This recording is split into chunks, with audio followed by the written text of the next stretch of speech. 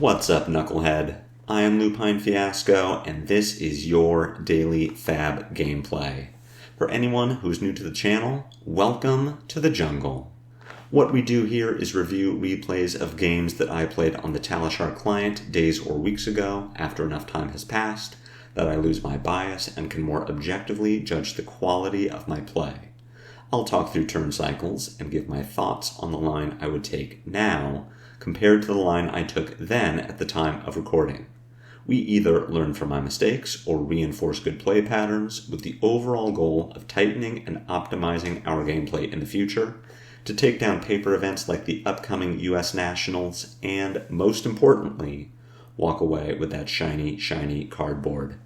If you would like to check out the deck I'm playing here or try it for yourself on Talishar, there is a FaB deck link available in the video description below. While you're down there, if you haven't already done so, please consider subscribing to my channel.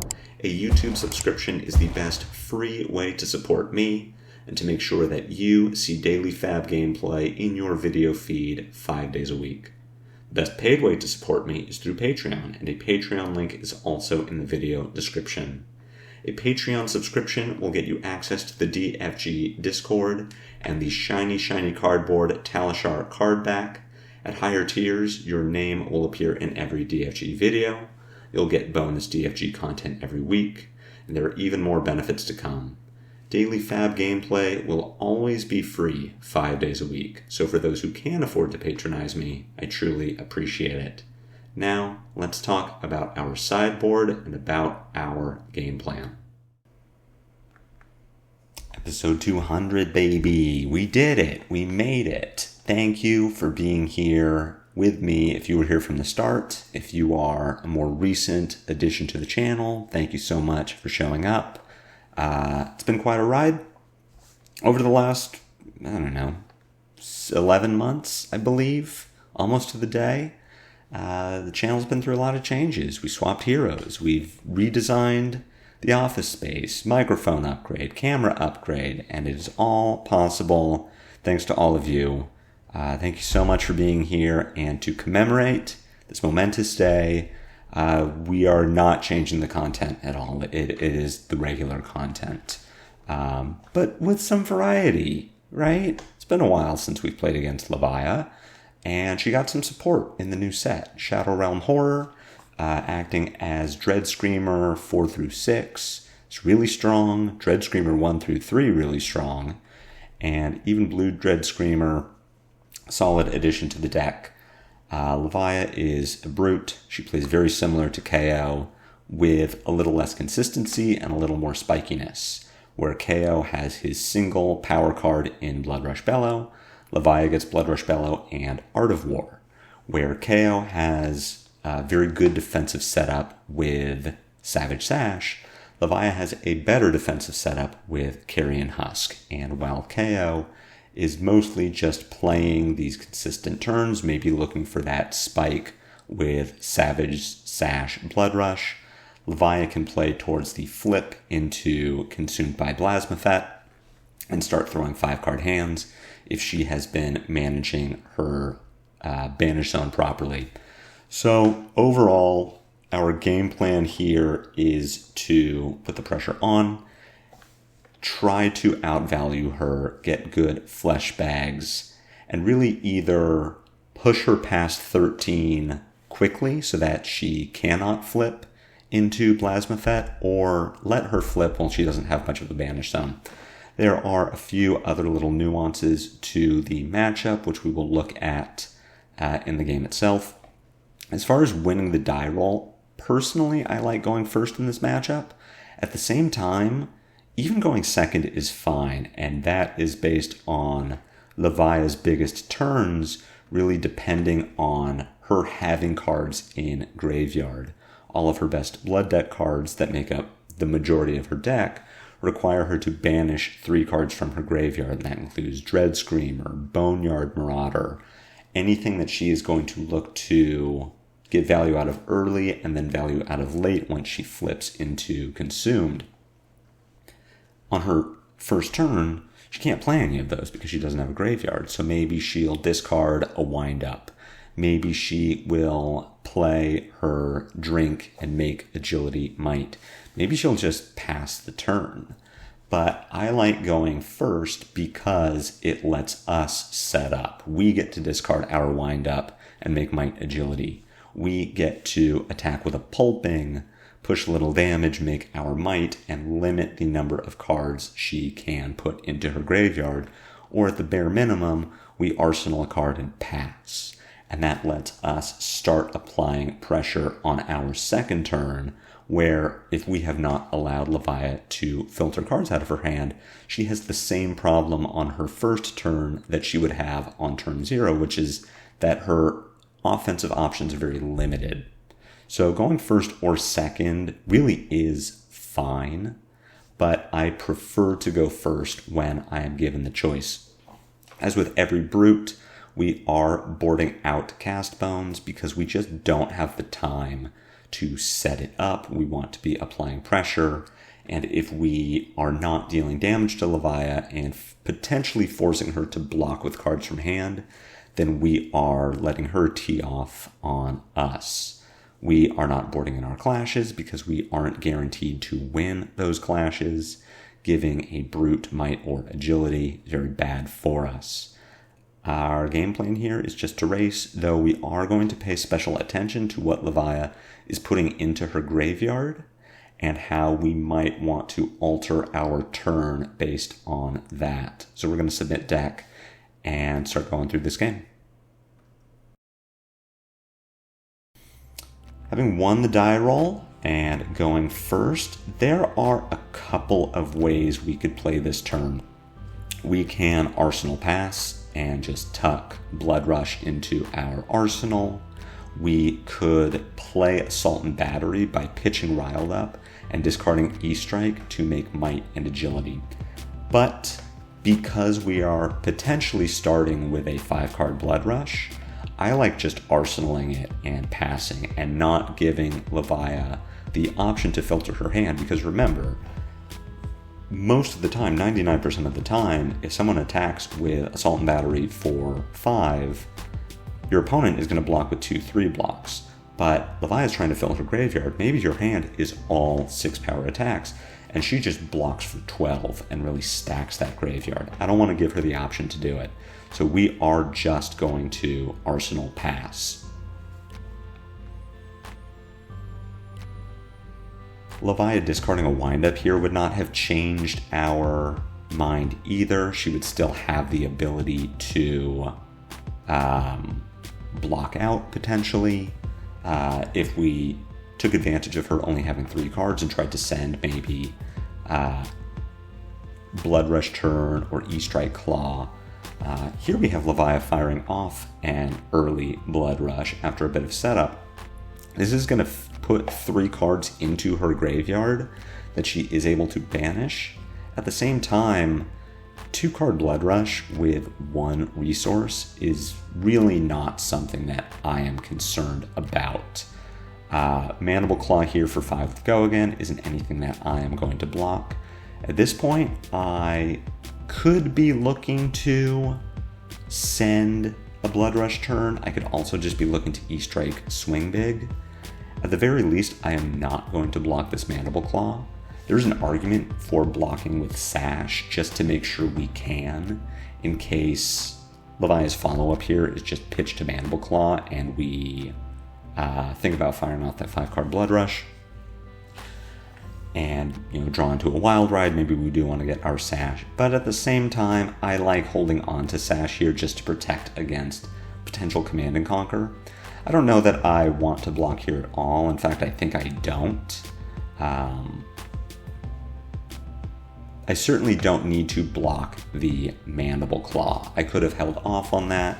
Maybe Levia just passes. If she had just passed and arsenaled this last card in hand, our hand here looks pretty bad. Using E-Strike to block 3, where we could have gotten 5 out of it by giving it Go Again and bottoming a card, is a lot better than what we would do with this hand, which is price ourselves into that Blood Rush Bellow, because otherwise we are taking an intellect penalty by holding one of these blues. So blocking the Claw there, absolutely a mistake. I am not offended by blocking with E-Strike and Assault and Battery to prevent 6, where attacking with it would only deal 5, but I didn't want to block the Claw. At this point, we are going to block the Slitherpede with Assault and Battery. We'll take 5 and then throw Swing Big for 8. Not the most impactful turn, but at the same time, we prevent a decent chunk of damage. Levia has that Agility Might. She only has 4 cards in her graveyard, and only 2 of them are hits, so that is something to keep in mind.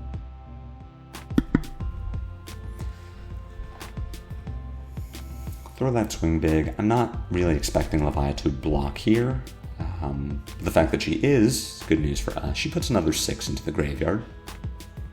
Something worth keeping in mind. At this point, throws a Shadow Realm Horror for 7 with Go Again. I am not convinced that I want to block this. At this point, E-Strike for 5 Go Again. Pitch into Send Packing is looking like a solid plan. So I am okay with just taking 9. It's a lot of damage. Maybe I could put Sash in front of this. But this is just vanilla damage. And we've got a pretty solid turn on the back end.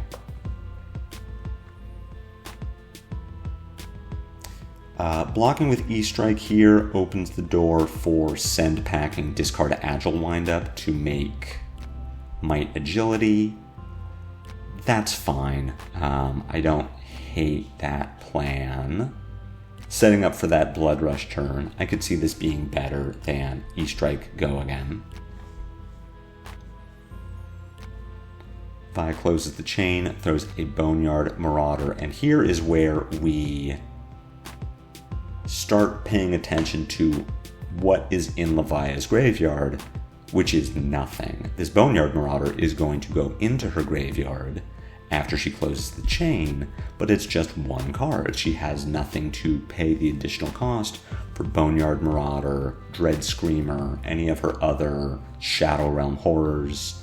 So, rather than keep cards in hand to try and throw this Send Packing for 6, discard Agile Windup, let's block the Marauder for 6, and discard Agile Windup to make Might Agility. We still set up for our Blood Rush Bellow, and we severely limit the power of Levia's turn because she can't banish anything from her graveyard. She has nothing to banish.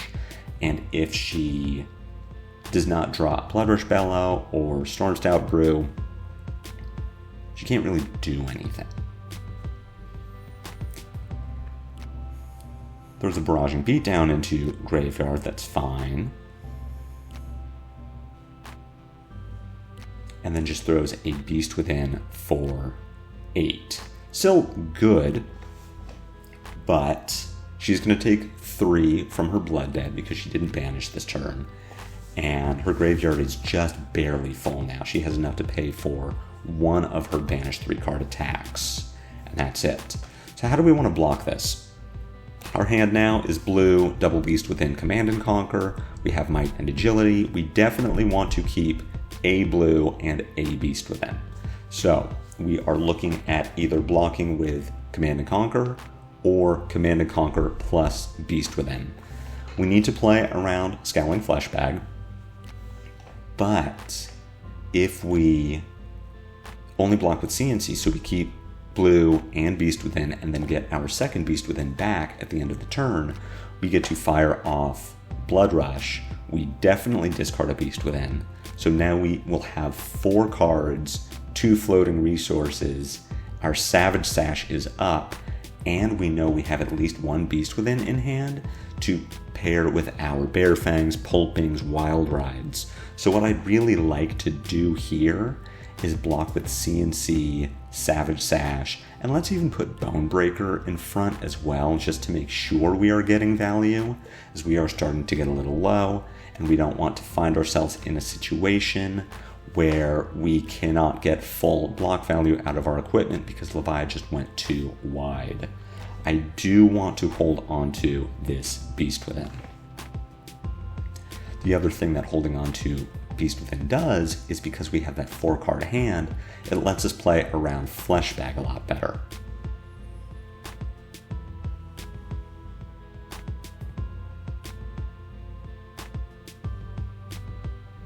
I do think that blocking with these 2 cards is a mistake. Yes, we take 2 less damage because we are satisfying the condition of barraging beatdown to block with at least 2 non-equipment cards, but I am happy to take additional damage if it means having this effectively 5-card Blood Rush that is resilient to Fleshbag. We're still going to get a great Blood Rush turn as we have Might and Agility, and Beast Within is going to replace itself, but you can see the position we're in where if we had a Beast Within in hand as well, we could break Sash, play this Wild Ride, and now be in a position where Beast Within is potentially replacing itself. At the bare minimum, we have 3 cards. So after Levia Fleshbags, we still have 2. We still get to do something. Or at the very least, maybe we get Fleshbagged, we discard our Agile Windup to make Agility, we get to play a Swing Big, maybe we drew into a Pack Hunt, and then we get to Arsenal the other card that got banished from Fleshbag. But now, because we are in a position where we can't do that, where we don't have that 4th card, we need to think about the Fleshbag and we need to play around it.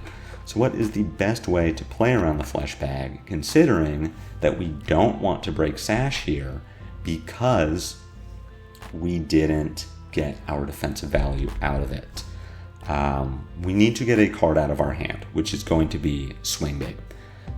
Playing the Swing Big here uses our floating resources. If we get Fleshbagged, we can discard Agile Windup in response to make an Agility.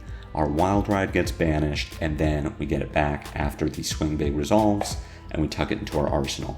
That isn't the greatest use of this turn, and we find ourselves in this position because we didn't block with our Sash, and we didn't keep a Beast Within.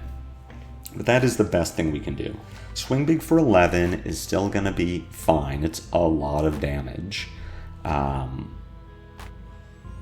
We even get Levia's Husk. That being out of the way early is great. It's going to severely limit her defensive options later in the game as she is trying to enable the flip into Consumed.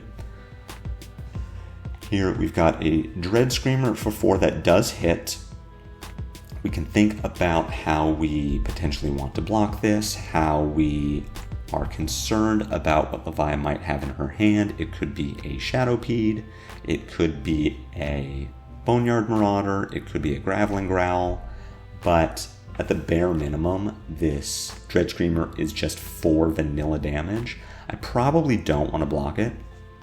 We can take a look at what is in our hand and see how we might want to play out this turn if we do keep 5 cards. Probably looking to E-Strike, draw a card by bottoming Wild Ride, considering that we have one in our arsenal and we are looking for a blue. If we drew into a windup, we could just discard that and throw Command and Conquer. If we drew into a blue, we could play our Wild Ride from arsenal and hope to be able to send packing as a follow-up. So I do want to keep 5 cards here. I can convert this hand, which means I am not going to block the Dread Screamer. It doesn't guarantee that I won't block whatever's next, but I definitely don't need to block this. I don't need to put my Fleshbag in front of it. That does potentially burn Levia's turn, but at the same time, the worst case here is that we just block this. And at this point, hopefully I do check Levia's graveyard, but I believe at this point all she has are misses. I believe it is Fleshbag, Barraging Beatdown, Blue Dread Screamer, and now Diabolic Offering, which cannot hit because Levia has no 6 power attacks to banish. So here we are in that position again where we can just block out. First, Levia doesn't have an arsenal, so holding on to send packing doesn't do anything for us. We can just block out, mitigate that damage, and Levia's turn is severely weakened because she not only doesn't have a way to turn off Blood Debt, but she doesn't have a way to give her Dread Screamers go again. So her ability to convert a large hand is going to be pretty low, and if she blocks its E-Strike, we're going to send E-Strike for very likely 8. If we do send this E-Strike and she maybe blocks 6, put some hits into the graveyard, she's still unlikely to banish them. So we are just going to block 6 here and send that E-Strike. This is fine too, blocking 5, making a Might. Here we get to E-Strike, bottom Wild Ride, draw a card, and it will get go again. Just looking for something that we can pay for with send packing.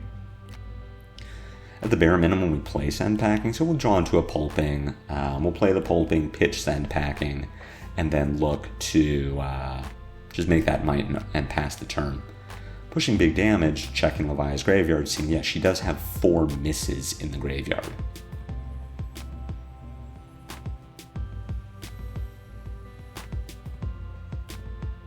She can block with Hooves, she can't block with Bonebreaker. I mean, she could put a 6 power attack and Bonebreaker in front with our pulping. Problem with that is, Bonebreaker is just another miss. So here we have Dread Screamer coming down. Levia's graveyard is only misses. So the Dread Screamer comes in for 6, it has no go again, and Levia takes 7 damage from Blood Debt because she couldn't turn it off. Meanwhile, we have a Wild Ride in Arsenal, 2 Wild Rides in hand with 2 blues. This is a Sash turn. So we are going to throw Sash in front of the Screamer. We will take 4. Then on our turn, we'll break Sash, fire off Wild Ride from hand, then potentially look to fire off our other Wild Rides. We'll fire off the Wild Ride from Arsenal to increase our chance of discarding a hit if we do happen to draw a Blood Rush off the top of our deck. Ordinarily, we wouldn't do this. If we had Sash, we would attack with the Wild Ride from hand rather than the one from Arsenal, because we don't want the Wild Ride in Arsenal to accidentally discard the one from hand. But because we have 2 Wild Rides in hand, we are fine making that play. At this point, we want to Mandible Claw to use our 2 floating resources so that our Wild Ride from hand gets paid for with our blue.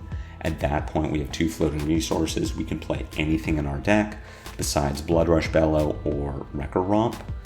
We would love to follow up with this Runner, but potentially we discard it, but maybe we even draw something better, maybe a CNC or a Swing Big. Run Roughshod, gonna be fine. We float 2 resources at the end of this turn, but it was still a good Sash turn, and we couldn't know ahead of time that we were going to draw into the Run Roughshod. So, pushing a good turn, that Sash potentially only got us 3 extra damage, as we did have 6 resources overall. So if our turn does look like don't Sash, Wild Ride, Run Roughshod, that's still a normal turn. But it was enough to present lethal. Even getting that extra claw in was enough to put Levia down to the point where she needs to start blocking, and she needs to block with Blood Rush Bellow. So her turn is going to be severely impacted.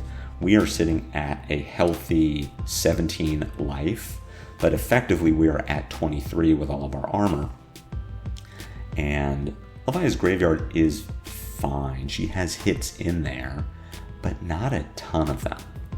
She does turn on the Shadow Realm Horror, as in her Blood Debt is off, but at the same time, our hand is cracked. We can just take 9 damage here, go to 8.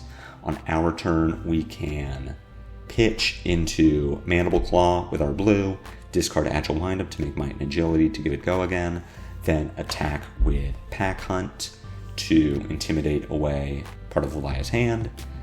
She will have had to block the Mandible Claw, she will have to put 2 cards in front of the pack hunt. Potentially she has a non-block and just loses on the spot. But even if she doesn't, and she can block it out, she still needs to turn off Blood Debt. We are still at a healthy life total, and we should be A-okay, and she is just going to pack it in.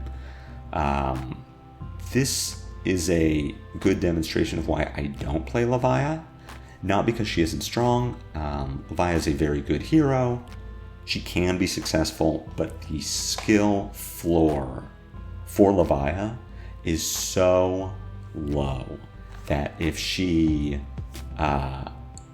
it is entirely possible that you can just put yourself into this position where your deck doesn't function and you lose to yourself. Levia took 10 damage from her own Blood Debt because of her draws, the way she was blocking, the way she was playing out turns.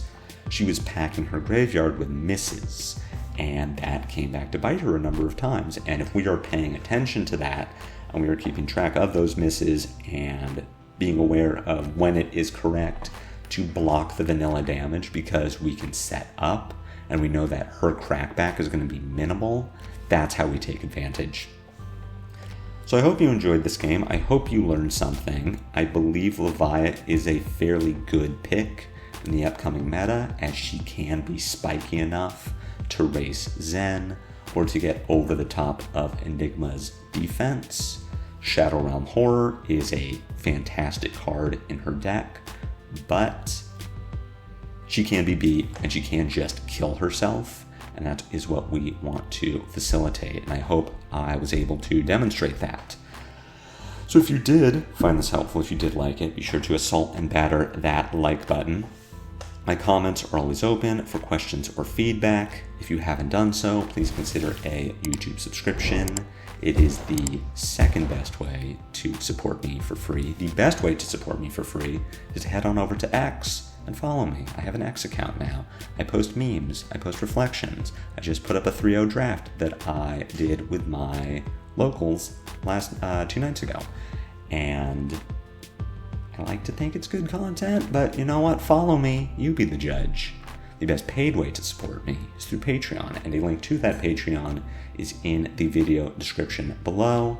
Thank you again for being here for 200 episodes of Daily FaB Gameplay. I hope you have enjoyed it. Here is to 200 more. That starts up next week.